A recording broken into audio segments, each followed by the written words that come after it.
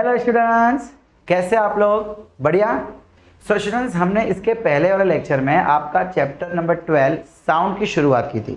उसमें हमने ये देखा था कि कैसे साउंड किसी जगह से प्रोड्यूस हो रहा है, कैसे वो आगे जा रहा है, और उसके बारे में कुछ इंफॉर्मेशन देखी थी कि sound can not travel without a medium. अगर कोई मीडियम है तो ही साउंड ट्रैवल कर पाएगा, तो ही वो प्रोपोगेट हो पाएगा, अदरवाइज वो प्रोपोगेट नहीं हो पाएगा। और इसी वजह से हम उसको मैकेनिकल वेव्स कहते थे। अब चलो, मैंने आपको कल बताया था कि साउंड जो है उसको मैं एक वेव की तरीके से ड्रॉ कर सकता हूं, एक वेव। तो क्यों ऐसा कर सकते हैं, इसका रीजन मैं आज आपको बताऊंगा। चलिए, अपना सबसे पहले ना हम डिस्कस करते हैं वेव्स के बारे में।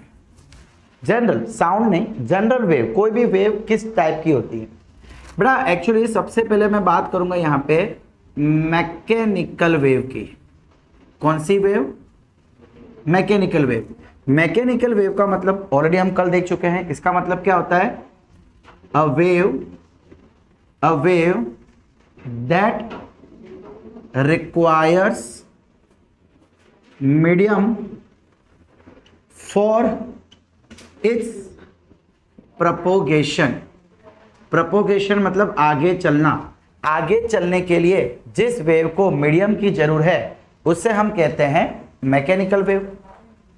अब बेटा, मैकेनिकल वेव दो टाइप की होती है, एक लॉन्गिट्यूडनल वेव, लॉन्गिट्यूडनल वेव, या तो दूसरी होती है ट्रांसवर्स वेव। अब हमने कल कहा था कि साउंड वेव जो है, साउंड जो है वो एक मैकेनिकल वेव है। इसका मतलब साउंड लॉन्गिट्यूडनल भी हुई एंड ट्रांसवर्सल भी हुई। हाँ, ट्रांसवर्स आप बोल सकते हैं। ठीक है, हम क्या बात कर रहे हैं बेटा? मैकेनिकल के दो टाइप, मतलब हर मैकेनिकल वेव के पास ये दो टाइप तो होते ही होते हैं, तो साउंड के पास भी दो टाइप होंगे। अब इसका मतलब क्या होता है लॉन्गिट्यूडनल का? लॉन्गिट्यूडनल का मतलब है, देखो हमने कल क्या देखा था, साउंड कैसे पैदा हुई? जब वाइब्रेशन हुआ। साउंड आगे कैसे बढ़ी बेटा? जब ये वाइब्रेशन आगे शिफ्ट होते गए, है ना। इसके कारण ये वाइब्रेट हुआ, इसके कारण ये वाइब्रेट हुआ, इसके कारण ये वाइब्रेट हुआ, यानी ये वाइब्रेशन शिफ्ट होता जा रहा है, अपने बाजू वाले एडजेसेंट मॉलिक्यूल्स को वाइब्रेट करवा रहा है। यस और नो? कल हमने यही देखा था ना। अब वो वाइब्रेशन कैसे होंगे बेटा? कल हमने क्या देखा था कि ये वाइब्रेशन इस तरीके से हो रहे हैं, इस तरीके से हो रहे हैं। ये वाइब्रेशन अपने बाजू वाले पार्टिकल को शिफ्ट करेगा, ये पार्टिकल अपने बाजू वाले पार्टिकल को शिफ्ट करेगा। होगा क्या कि ये सारे पार्टिकल्स वाइब्रेट करेंगे, सारे के सारे पार्टिकल्स क्या करेंगे? वाइब्रेट करेंगे। यस और नो? तो इस तरीके से जो वेव बन रही है, जो चीज बन रही है, इस तरीके से वाइब्रेशन से, उसको हम कहते हैं लॉन्गिट्यूडनल। मतलब वाइब्रेशन भी ऐसे हो रहे हैं बेटा। अब वाइब्रेशन के साथ साथ ये जो इफेक्ट है, वो इफेक्ट आगे शिफ्ट भी हो रही है कि नहीं? वाइब्रेशन देखो, ये हुआ, ये टकराया, ये वाइब्रेट हुआ, ये टकराया, ये वाइब्रेट हुआ। मतलब वाइब्रेशन तो हो रहे हैं, जिस डायरेक्शन में वाइब्रेशन हो रहा है उसी डायरेक्शन में इफेक्ट शिफ्ट हो रही है। तो हम कह सकते हैं the wave in which the vibration of particles is in the direction of propagation। मतलब बेटा, अगर साउंड इधर चल रही है तो वाइब्रेशन भी इधर हो रही है, दोनों की डायरेक्शन सेम है। तो ऐसी चीजें जो जिसमें वाइब्रेशन और प्रोपोगेशन दोनों एक ही डायरेक्शन में होता है, उसको हम क्या कहते हैं? Longitudinal wave. उसे हम क्या कहते हैं? Longitudinal wave. तो यहां से हमको समझ आ गया कि साउंड अगर मैकेनिकल वेव है तो साउंड लॉन्गिट्यूडनल तरीके से आगे बढ़ रही है। अब देखिए, अब जरा यहाँ पे कुछ खास बात देखिए बेटा। देखो, अगर ये सारे पार्टिकल्स हैं, अगर ये सारे के सारे पार्टिकल्स हैं, होगा क्या? पहले ये वाइब्रेट कर रहे हैं, इस सब के कारण ये सारे के सारे वाइब्रेट कर रहे हैं, इन सब के कारण ये सारे के सारे वाइब्रेट कर रहे हैं। तो बेटा ऐसा एक समय आएगा ना कि जब ये दो मॉलिक्यूल्स हैं, दो मॉलिक्यूल्स की लाइन है, तो ये वाइब्रेट करते करते कभी बहुत नजदीक आ रहे हैं तो कभी बहुत दूर जा रहे हैं, है ना। देखो ये आया, टकराया, ये इधर गया, तो फिर ये वाइब्रेशन शुरू कर देंगे। टकरा देना, एक पहले तो ये बैठे हुए थे, टकराने के बाद वाइब्रेशन शुरू किया, सो होगा क्या, ये जब टकरा के वापस जाएगा उतने में इधर गया, फिर वापस जब ये इधर आया तो ये भी इसके क्लोज आ गया। अब यानी इस तरीके से वाइब्रेशन कर रहे हैं। सो हो क्या रहा है बेटा, कभी ये बहुत नजदीक आ रहे हैं तो कभी ये बहुत दूर जा रहे हैं। सो क्या अब मैं डिजाइन को, ये सारे के सारे पार्टिकल्स हैं, इसको मैं ऐसा बोल दूं कि चलो ये दो पार्टिकल, दो लाइन एक दूसरे के बहुत नजदीक आ गई। फिर बोल देते हैं कि चलो ये लाइंस बहुत नजदीक आ गई एक दूसरे के। यही इफेक्ट यहां भी देखने को मिल गई। यानी कि हो क्या रहा है बेटा, एक ही समय पे किसी जगह पे पार्टिकल्स की लाइन बहुत नजदीक है तो उसी समय पे कहीं पे पार्टिकल्स की लाइन बहुत दूर दूर है। और जब साउंड ट्रैवल कर रही है तो यही इफेक्ट हो रहा है, कभी पार्टिकल्स काफी नजदीक आ रहे हैं तो कभी पार्टिकल्स काफी दूर जा रहे हैं। जब वो नजदीक आ रहे हैं, आई रिपीट, जब वो नजदीक आ रहे हैं बेटा, उसको हम कहते हैं कंप्रेशन। क्या कहते हैं, कंप्रेशन। इसको यहां लिख दो। और बेटा जब ये ब्लैंक स्पेस है, जब जगह ज्यादा है तो उसको हम कहते हैं रेरीफ्रैक्शन। क्या बोलते हैं, रेरीफ्रैक्शन। यानी कि जब साउंड ट्रैवल कर रही है वो कभी कंप्रेशन तो कभी रेरीफ्रैक्शन बना रही है, कभी कंप्रेशन कभी रेरीफ्रैक्शन बना रही है। अब जरा ध्यान से सुनना, मैं इसको है ना बाद में प्रैक्टिकली रिलेट भी करूंगा। देखो जहां कंप्रेशन हो रहा है बेटा वहां पे मॉलिक्यूल्स नजदीक आ गए। अब कभी भी आप जब नजदीक आते हैं तो आपका प्रेशर बढ़ जाता है ना। मान लो कि अगर वैन में या रिक्शा में बच्चों को ठूसम ठूस भरा हुआ है तो आपको हर जगह से धक्का बहुत लगता है, लेकिन अगर मिनिमम बच्चे भरे हुए हैं तो आप शांति से बैठे हो, मतलब धक्कम धुक्की होती है लेकिन ज्यादा नहीं। तो इसका मतलब जब मॉलिक्यूल्स एक दूसरे के बहुत नजदीक है तो वहां का प्रेशर बहुत ज्यादा होता है। क्या होता है, प्रेशर ज्यादा होता है। और जब रेरीफ्रैक्शन, देखो रेरीफ्रैक्शन का मतलब मॉलिक्यूल्स गायब नहीं हो जाएंगे, मॉलिक्यूल्स होंगे लेकिन दूर दूर होंगे, जगह बहुत होगी। अब जगह है मतलब प्रेशर नहीं है। सो रेरीफ्रैक्शन के समय बेटा प्रेशर काफी कम रहता है।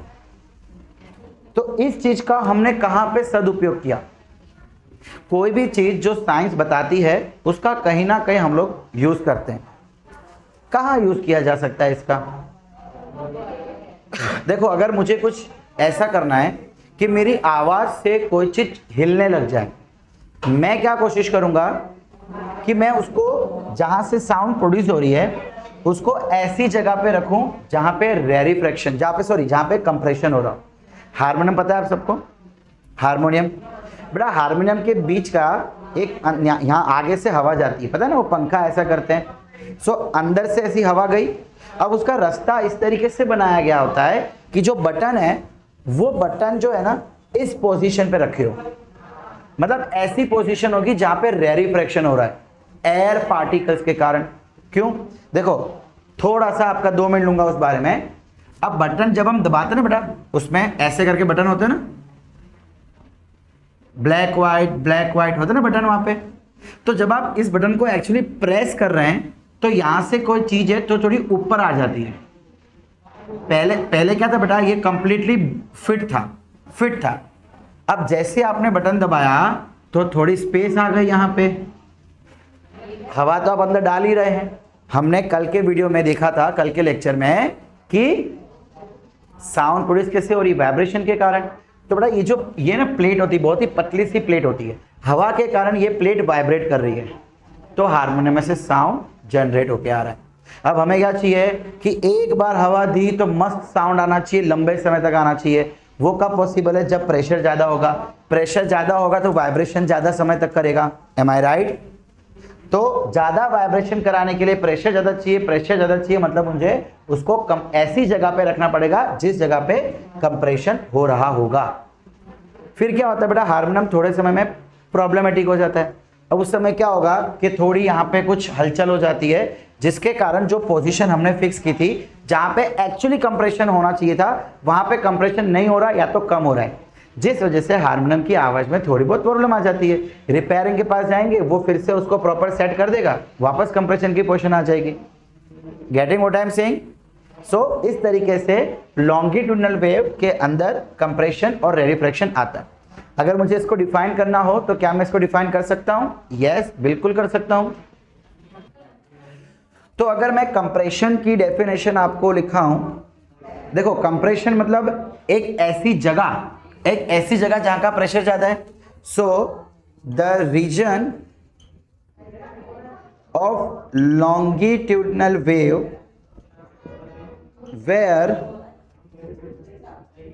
There is high pressure, where there is high pressure is called compression। Longitudinal की एक ऐसी जगह जहां पे प्रेशर हाई हो उसे हम कंप्रेशन बोलेंगे। अब अगर वहीं मुझे रेरिफ्रैक्शन लिखना हो तो हाई के बदले खाली लो लिख दूंगा। The reason of longitudinal wave where there is low pressure is called rarefaction. Clear? अच्छा, अब आ जाते हैं हम ट्रांसवर्स वेव के लिए। बड़ा इसमें हमने क्या देखा था कि जो वाइब्रेशन है वो प्रोपोगेशन के पैरेलल है। आप इसमें लिख सकते हैं vibrations are parallel to propagation.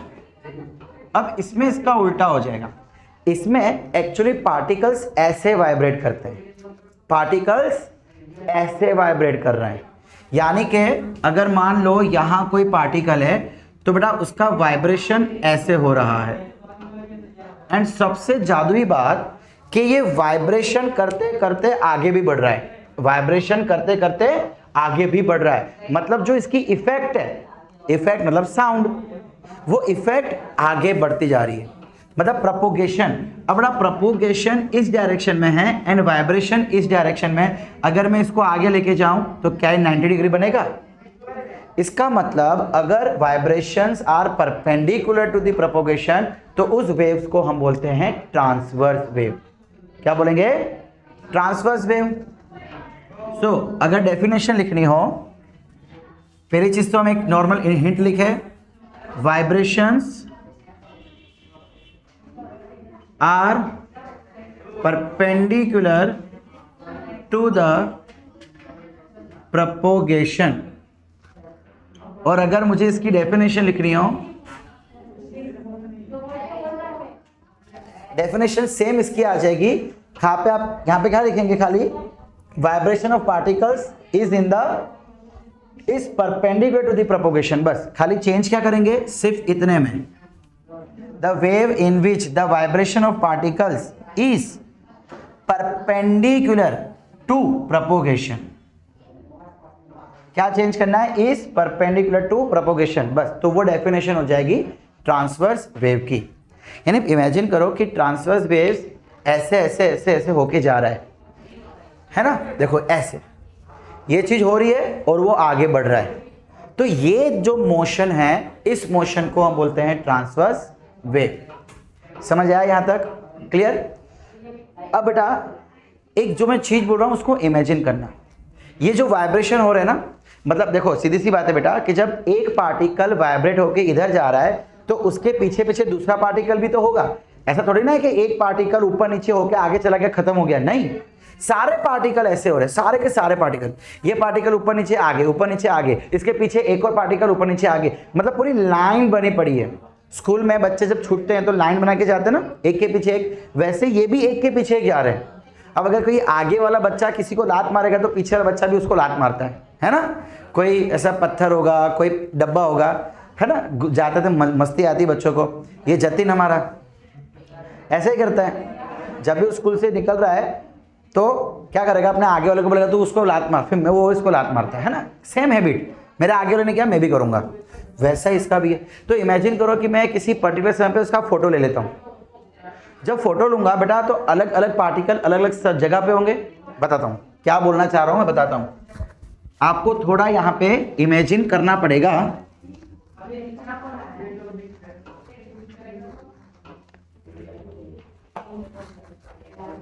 क्या इमेजिन करना है कि देखिए बहुत सारे पार्टिकल है जो वाइब्रेट कर रहे हैं। फोटो खींच ली। अब जब फोटो खींचूंगा तो बेटा उस फोटो के अंदर तो मेरे को अलग अलग पार्टिकल की पोजीशन अलग अलग मिलेगी,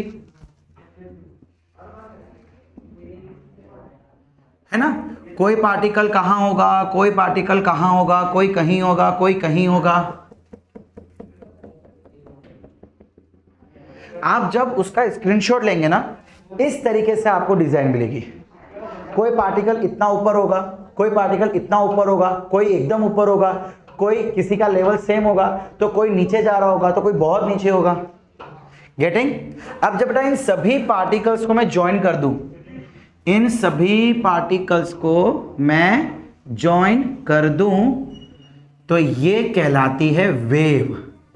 क्या है ये? वेव।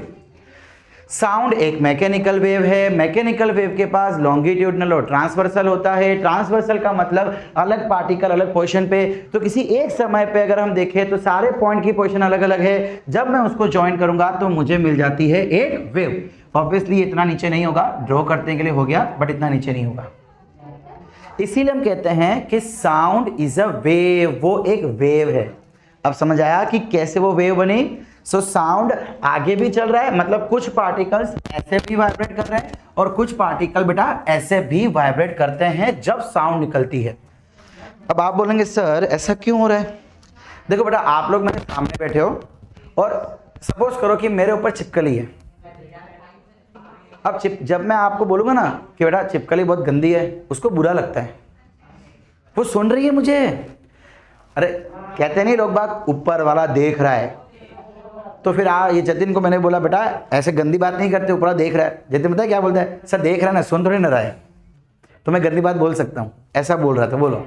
तो मैंने बताया कि बेटा साउंड वेव से ना ऊपर भी जा रही है। देखो वाइब्रेशन ऐसे भी हो रहा है, तो पार्टिकल भगवान तक भी पहुंच रहा है, मतलब साउंड पहुंच रही है भगवान तक। ठीक है, जस्ट कहानी है। इसका मतलब बेटा कि साउंड हर जगह जा रही है ना। उस कोने में अगर कोई कॉकरोच होगा तो वो भी तो सुन रहा होगा ना मेरी बातें। डरना मत बेटा, नहीं है कॉकरोच, है, खाली एग्जांपल दे रहा हूँ। समझ आ रहा है? तो साउंड को बेटा देखो, अभी तक ये जो मोशन है ना, इसमें ज्यादा स्टडीज नहीं है, बट वो खाली रेरिफ्रैक्शन और कंप्रेशन जो था बस उतनी स्टडी, रिसर्च उतनी है। इसके बारे में बहुत कुछ सोच है, तो इसलिए अब आगे जो भी हम पढ़ेंगे वो इसके रिलेटेड पढ़ेंगे। ठीक है, तो बेटा अगर मैं प्रॉपर्टीज ऑफ साउंड की बात करूं अभी तक, सो हमने देखा कि sound produce by vibration. Sound can not travel in a space, space यानी जहां पे मीडियम ना हो। फिर sound is a mechanical wave that travels along and up down direction. तो ये हो जाएगी बेटा प्रॉपर्टीज ऑफ साउंड। ये सारे पॉइंट्स बेटा मैंने आपके नोट्स में दिए हुए हैं। क्लियर? सो बच्चा लोग देखिए, अब है ना हम इस वेव, इसके अंदर क्या क्या चीजें होती है, इसके रिलेटेड क्या क्या साइंटिफिक स्टडीज की जाती है, वो हम डिस्कस करेंगे। और उससे हम कहते हैं कैरेक्टरिस्टिक्स ऑफ वेव। तो एक्चुअली अब हम क्या देखने जा रहे हैं? Characteristics of wave. बड़ा कैरेक्टरिस्टिक्स का मतलब यही है कि उसके रिलेटेड क्या क्या स्टडी की जाती है। सबसे पहला है एम्पलीट्यूड। एम्पलीट्यूड का मतलब होता है बेटा ये जो मैक्सिमम डिस्टेंस है ना, मैक्सिमम डिस्टेंस, इसको हम कहते हैं एम्पलीट्यूड। सो क्या हो जाएगा? The maximum height, the maximum height of wave is called amplitude. समझ आ रहा है? देखो एक्चुअली एम्पलीट्यूड हमको ये दिखाएगा कि कौन सी आवाज कितनी लाउड है या कितनी डल है। अब अगर डल का मतलब है, अगर मान लो किसी की आवाज बहुत धीमे आ रही है, हेलो हाउ आर यू, कैसे हैं आप, मैंने बहुत धीमे बोला, मतलब अब जो साउंड मेरे मुंह से निकली बेटा उसकी एम्पलीट्यूड बहुत छोटी हो गई। लेकिन अगर मैं चिल्ला के बोलो क्या कर रहे, लाउड, तो इसका मतलब कि मेरे एम्पलीट्यूड इंक्रीज हो गई। समझ आ रहा है? वेव तो निकली, लेकिन मेरे मुंह से जो एनर्जी थी वो बहुत ज्यादा निकली। इस एनर्जी ने क्या किया, पार्टिकल को बहुत ऊंचा लेके गया, और वही ऊंची चीज आपके कानों तक पहुंची। यस और नो? देखो कभी, जैसे मैंने पहले भी आपको समझाया था कि आप मेरे पास में है तो मुझे अच्छे से सुन पा रहे हैं, जो दूर है वो सुन नहीं पा रहा होगा। अब मैं चिल्ला के बोल रहा हूं, जो दूर है मैं कितना जोर से चिल्ला के बोल रहा हूं उसको, आप अपने कान बंद करेंगे लेकिन वो फिर भी ऐसा इशारा करेगा, करता है ना वो, और आप अपने कान बंद कर रहे हैं। क्यों? बिकॉज जैसे मैंने कल समझाया था बेटा, वाइब्रेशंस के कारण धीमे धीमे एनर्जी कम होती जा रही है। अब आप तक तो जब तक वाइब्रेशन पहुंचे तब तक एनर्जी कम नहीं हुई, लेकिन वहां तक पहुंचने में एनर्जी कम हो गई। इसलिए उस बंदे को जो हमसे दूर है उसको शायद सुनाई ना देवे या कम सुनाई देवे। गेटिंग? सो हमारी आवाज कितनी ज्यादा है या कितनी कम है वो हम डिसाइड करते हैं एम्पलीट्यूड से। Next, crest. तो बेटा ये जो टॉप पार्ट होता है ना, टॉप पार्ट, इस टॉप पार्ट को हम कहते हैं क्रेस्ट, और जो सबसे नीचे वाला पार्ट होता है इसे हम कहते हैं ट्रॉफ। क्या बोलेंगे? ट्रॉफ। सो क्रेस्ट और ट्रॉफ की डेफिनेशन क्या हो जाएगी? The highest point, the highest point of wave is called crest and the lowest point of wave is called trough। ठीक है, समझ आ रहा है? देखो ये एक हाइट है, लेकिन क्रेस्ट कोई हाइट नहीं है। क्रेस्ट कोई हाइट नहीं है, क्रेस्ट तो एक पॉइंट है। हाँ, हम ऐसा कह सकते हैं कि क्रेस्ट कितनी ऊंचाई पे है। सो कितनी ऊंचाई मतलब एम्पलीट्यूड वाली ऊंचाई। समझ रहे मैं क्या बोल रहा हूं?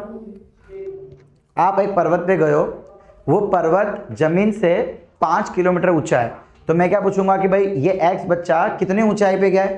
5 किलोमीटर। समझ आ रहा है? ठीक है।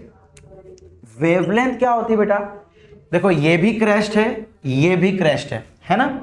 इन दोनों क्रेस्ट के बीच में जितना अंतर होगा उसे हम कहते हैं वेवलेंथ। क्या बोलेंगे उसे हम? वेवलेंथ। सिमिलरली बेटा, अब अगर मैं इसको आगे और लेके जाऊं तो यह आगे और नीचे जाएगा, मतलब यहां पे एक और ट्रॉफ आएगा। सो ये ट्रॉफ और ये ट्रॉफ के बीच का डिस्टेंस भी इसके डिस्टेंस जितना सेम होता है। वेव, एक जो वेव होती है ना, पर्टिकुलर वेव, वो हमेशा एक ही तरीके से चलेगी। ऐसा नहीं है कहीं से बड़ी है तो कहीं से छोटी हो जाएगी, ये पहले इतनी बड़ी थी अब इतनी छोटी, नहीं, ये वेव हमेशा सेम ही चलेगी, सेम। इसीलिए तो मेरी बोली हुई चीज वरुण को, यानी कि इनको और इनको एक जैसे सुनाई दे रही होगी, बिकॉज आप दोनों साथ में बैठे हैं। जितना जोर से आपको सुनाई देगा उतना ही जोर से आपके बाजू वाले को भी सुनाई देगा। यस और no? Getting what I am saying? तो ऐसा क्यों हो रहा है बेटा? क्योंकि वेव्स हमेशा सेम डिस्टेंस, ये जो डिस्टेंस है ना, ये वाला, ये हमेशा सेम रहते हैं। इसीलिए सेम दो क्रेस्ट और दो ट्रॉफ के बीच का डिस्टेंस सेम होता है। वन मोर थिंग, एक और चीज, यहां से लेके यहां तक, यहां से लेके यहां तक का डिस्टेंस भी बेटा सेम होता है। यानी कि वेवलेंथ को बेटा मैं 3 तरीके से डिफाइन कर सकता हूं।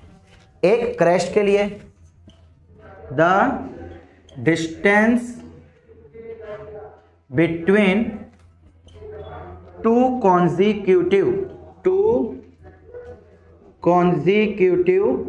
crest और ट्रॉफ इज कॉल्ड वेवलेंथ। तो ये डिस्टेंस या तो डिस्टेंस जो लेना है ले लो, हमेशा सेम आएगा, हमेशा सेम आएगा। और बेटा इसका सिंबल होता है लैम्बडा। वेवलेंथ का सिंबल है लैम्बडा, इसका नाम है लैम्बडा। ये जो सिंबल है ना, इस सिंबल का नाम है लैम्बडा। नहीं, बच्चे बोलते हैं लंगड़ा, लंगड़ा नहीं बेटा, ये लैम्बडा है। क्लियर? ओके। अब एक चीज और बेटा, ये यहां से शुरू होके यहां पे खत्म हो रहा है। इसमें एक बार ये मैक्सिमम अपर साइड जा रहा है, एक बार ये मैक्सिमम लोअर साइड जा रहा है, तो मैं बोलूंगा यहां से यहां तक 1 साइकिल कंप्लीट हुई। सो साइकिल जो हम चलाते हैं वो नहीं। इस केस में साइकिल क्या होगी कि जब वो एक बार मैक्सिमम और एक बार लोवेस्ट जाके वापस 0 पे आ गया तो उससे हम बोलेंगे कि 1 साइकिल कंप्लीट हुई। तो 1 साइकिल की, एक साइकिल की जितनी लंबाई, जितना डिस्टेंस होता है उसको भी हम वेवलेंथ कह सकते हैं। सो एक को डेफिनेशन अगर मुझे लिखनी हो तो मैं लिख सकता हूं the distance travelled by one cycle, the distance travelled by one cycle is called wavelength. मैंने कहा था ना 3 डेफिनेशन, एक क्रेस्ट, एक ट्रॉफ और तीसरी ये वाली। पर आप ये रन करेंगे तो चलेगा बिकॉज आपके बुक में यही दी गई है। Okay, frequency. अब फ्रीक्वेंसी का मतलब क्या होता है बेटा, ध्यान से सुनना। देखो कई बार आपने सुना होगा कि यार ये एमटीएस की फ्रीक्वेंसी ज़्यादा है, ये बस की फ्रीक्वेंसी कम है, सुना है कभी ऐसा? फ्रीक्वेंसी का मतलब होता है the number of times a particular thing is happening. Suppose करो एक बच्चा है जो 5th के अंदर बार बार फेल हो रहा है, 4 बार फेल हो गया, तो मैं पूछूंगा भाई बच्चे की फेल होने की फ्रीक्वेंसी कितनी है? आंसर 4। कोई भी चीज कितनी बार हो रही है, आप दिन में कितनी बार ट्यूशन आते हैं? 1 बार, तो आपके ट्यूशन आने की फ्रीक्वेंसी 1 है। गेटिंग? आप दिन में कान में खुजली कर रहे हैं, 10 बार खुजली कर रहे हैं, तो खुजली करने की फ्रीक्वेंसी कितनी हो गई युवराज? 10। मतलब कोई भी चीज कितनी बार हो रही है। एक डेफिनेशन यहां पे हम देंगे, जनरल डेफिनेशन आवे। So frequency the number of times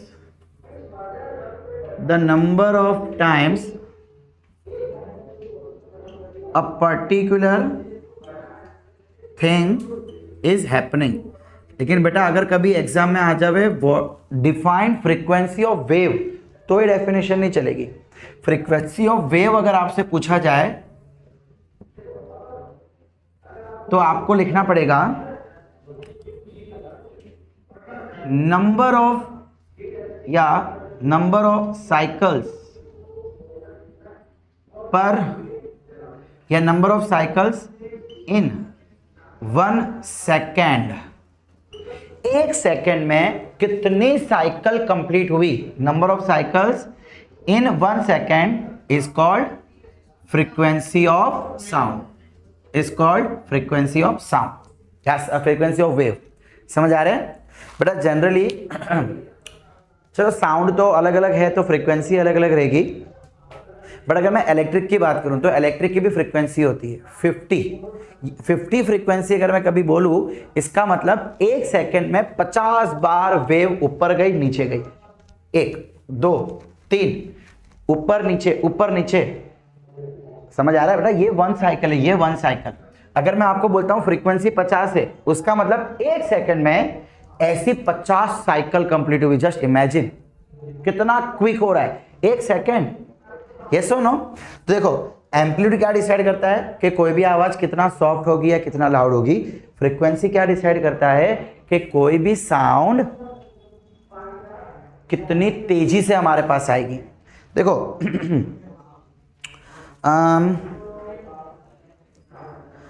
मैं अगर जोर से चिल्ला के बोल रहा हूं तो मेरी आवाज बहुत जल्दी किसी तक पहुंच जाएगी। धीमे धीमे बोलूंगा तो आवाज जल्दी से नहीं पहुंचेगी। होगा क्या बेटा? जैसे ही फ्रीक्वेंसी इंक्रीज होगी ना, ये वेवलेंथ कम हो जाता है। फ्रीक्वेंसी के बढ़ने से वेवलेंथ कम हो जाता है। यानी कि अगर मान लो मैं कभी फ्रीक्वेंसी बढ़ाऊं ना तो ये वेव कुछ ऐसी हो जाएगी, पतली हो जाएगी, पतली। समझ आ रहा है? अगर आप फ्रीक्वेंसी कम रखोगे, अगर आप फ्रीक्वेंसी कम रखते हो किसी चीज की, तो ये मोटी हो जाएगी, यानी कि वेवलेंथ बढ़ गई। सो फ्रीक्वेंसी और वेवलेंथ का 36 का आंकड़ा है, मतलब एक दूसरे से इनवर्सली प्रोपोर्शनल है। अभी एक फॉर्मूला भी हम देखने वाले हैं 2 मिनट के बाद। अच्छा टाइम पीरियड क्या होगा बेटा? टाइम पीरियड का मतलब है 1 सेकेंड में, नहीं 1 मिनट, हाँ 1 साइकिल कितने समय में पूरी हो रही है। देखो अर्थ कितने समय में आजू बाजू घूमता है सन के? अर्थ सन के आजू बाजू कितने समय में रिवॉल्व करता है? 365 डेज। तो मैं बोलूंगा the time period of earth is 365 days. अब समझ आया? एक चक्कर पूरा करने में जितना समय लगा, एक चक्कर पूरा करने में जितना समय लगा उसको हम कहते हैं टाइम पीरियड। सिमिलरली एक साइकिल को पूरा होने में जितना समय लगेगा उससे हम बोलेंगे time period. Time taken to complete one cycle is called time period. समझ आ रहा है? अब बच्चे ना इन दोनों में बहुत कंफ्यूज हो जाते हैं। बड़ा फ्रीक्वेंसी का मतलब है एक सेकेंड में जितनी बार हुआ, आप है ना एक वर्ड बोलो जैसे बाबा, बाबा बाबा बाबा, एक सेकेंड में आपने जितनी बार बाबा बोला वो फ्रीक्वेंसी, और एक बार बाबा बोलने में जितना समय लगा वो टाइम पीरियड। एक सेकेंड से भी कम का समय लगा। सपोज करो मुझे बोलना है आई लव माई इंडिया, आराम से I love my India, 4 second हो गई, मतलब टाइम पीरियड 4 सेकेंड हो गया। अब यही चीज मुझे 1 मिनट में करने को कोई बोले, सपोज आप बोलते हो कि sir I love you, I love my India बोलो, लेकिन 1 मिनट तक बोलो, I love my India, I love my India, I love my India. Suppose करो कि मैंने 50 बार बोल दिया, सो वो फ्रीक्वेंसी हो गई। तो 1 सेकेंड में जितनी साइकिल कंप्लीट हुई वो फ्रीक्वेंसी, और 1 साइकिल को कंप्लीट होने में जितना समय लगा वो टाइम पीरियड। और इन दोनों का रिलेशन भी है बेटा। कहां लिखूं रिलेशन? यहां लिख लूं बेटा, frequency is equal to 1 upon time period. बहुत जरूरी रिलेशन है, जब तक पढ़ाई करोगे तब तक ये कहीं ना कहीं आपको देखने को मिलेगा। Frequency is equal to 1 upon time period. और अगर कोई टाइम पीरियड पूछ ले क्या फर्क पड़ता है, time period is equal to 1 upon frequency. इसको यहां ले आओ, इसको यहां ले आओ, ठीक है। तो कभी एग्जाम में क्वेश्चन आवे जिसमें टाइम पीरियड दिया है, फ्रीक्वेंसी ढूंढने को बोला है, या किसी में फ्रीक्वेंसी दी है और टाइम पीरियड ढूंढने को बोला है, क्लियर? ये रिलेशन याद रहेगा, ठीक है। स्पीड ऑफ वेव, बेटा स्पीड ऑफ वेव क्या होती है? स्पीड जो जनरल स्पीड होती है, ठीक है। स्पीड ऑफ वेव मतलब द स्पीड, या कैसे बोल सकते हैं हम लोग, the distance travelled by wave in 1 second. मैं समझाता हूं इसका मतलब आप लोगों को। देखो हमने बेटा चैप्टर 8-9 में पढ़ा हुआ स्पीड क्या होती है, यहां कर लूं। स्पीड क्या होती है बेटा? Speed is equal to distance upon time. बोलो सही है? सेम रिलेशन यहां भी बनेगा, सेम टू सेम।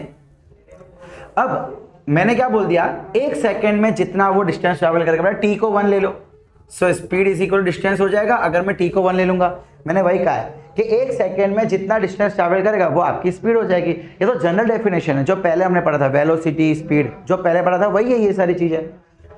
अब इस इक्वेशन को मैं साउंड के लिए या तो वेव के लिए लिखता हूं। बेटा देखो हमारे केस में डिस्टेंस लैम्बडा है, डिस्टेंस बिटवीन। स्पीड को मैं v से लिख रहा हूं, डिस्टेंस को मैं लैम्बडा से लिख रहा हूं। वेव जब चल रहा है तो डिस्टेंस जो ट्रैवल कर रहा है वो तो लैम्बडा में ही है ना। अपॉन टाइम पीरियड, ये आ गया स्पीड की formula. Speed is equal to lambda upon time. अब बेटा मुझे पता है कि 1 अपॉन टी को f बोलते हैं, तो मैं ऐसा भी लिख सकता हूं, speed is equal to lambda f। तो ये फॉर्मूला भी आपको स्पीड देगी, ये फॉर्मूला भी आपको स्पीड देगी। किसकी? वेव की। f कहां से आया? ये 1 अपॉन टी से। समझ आ रहा है? देखो मैं क्या इसको ऐसे लिख सकता हूं, लैम्बडा इंटू 1/t, है ना। इसको ऐसे लिख सकता हूं ना, सो लैम्बडा के बदले लैम्बडा 1/t की जगह पे f। अगर आपको क्वेश्चन में फ्रीक्वेंसी दी है तो ये वाली फॉर्मूला यूज कर लो, क्वेश्चन में टाइम पीरियड दिया है और वेलोसिटी बोला है तो ये फाइंड कर लो। अब बड़ा एक चीज याद नोट ध्यान रखना, आपके बुक में फ्रीक्वेंसी को है ना ऐसे करके लिखा हुआ है, अब वो कंफ्यूजन क्रिएट करता है ये वी में और ये वी में, इसलिए मैंने क्या कर दिया है, मैं फ्रीक्वेंसी को f लेके चल रहा हूँ।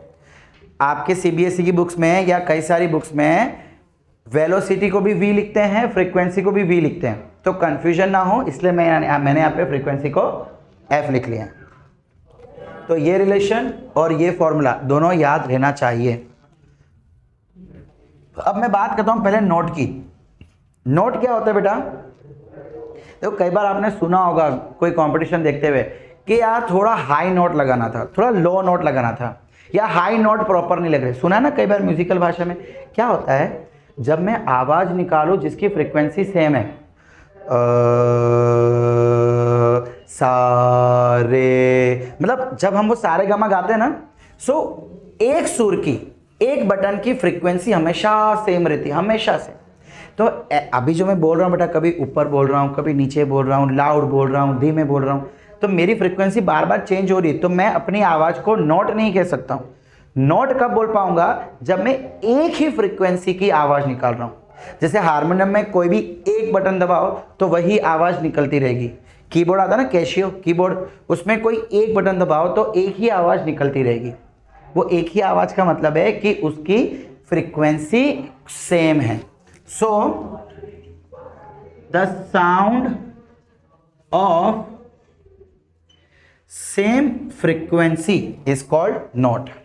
ठीक है। अब बेटा पिच का मतलब क्या होता है, पिच या तो लाउडनेस। देखो आपको पता है कि हमारी सबकी आवाज अलग अलग है, किसी की आवाज पतली है तो किसी की आवाज मोटी है। बस कौन सी आवाज कितनी पतली है या कितनी मोटी है उसको हम कहते हैं पिच या तो लाउडनेस। यानी कि आप बोल सकते हैं the measure of shrillness. Shrillness मतलब पतला। कोई भी आवाज कितनी पतली है, कितनी श्रिल है, एकदम तीखी आती है, तीखी आवाज। कोई लोग होते हैं जिसकी आवाज बहुत तीखी होती है, चुभती है एकदम कानों में, है ना।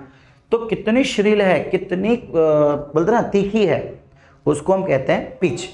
अब जैसे कि कभी मैं बहुत ऊंचा गाऊंगा ना तो बोलते भाई बहुत हाई पिच पे गा रहा है।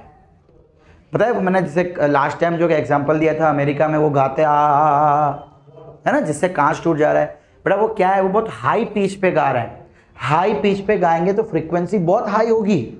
फ्रीक्वेंसी बहुत हाई होगी, इसका मतलब यहां से निकलने वाली एनर्जी बहुत हाई होगी। उसी एनर्जी के कारण वो ग्लास टूट रहा है। Getting what I am saying? So this is it. ये सारी कहानी थी जिसको हम कहते हैं characteristics of a wave. I hope यहां तक तो कुछ पेंडिंग ना हो। सारी चीजें मैंने कोशिश की है वेव से रिलेटेड आपको कराने की। ठीक है बच्चा लोग। सो आज का लेक्चर बेटा मैं यहीं तक रखता हूं। ये सारी के सारी डेफिनेशंस आपको अच्छे से लर्न करनी है। आपके एग्जाम पॉइंट ऑफ व्यू से ये बहुत बहुत जरूरी है। ठीक है बच्चा लोग। सो पढ़ते रहिए, एंजॉय करते रहिए। Thank you.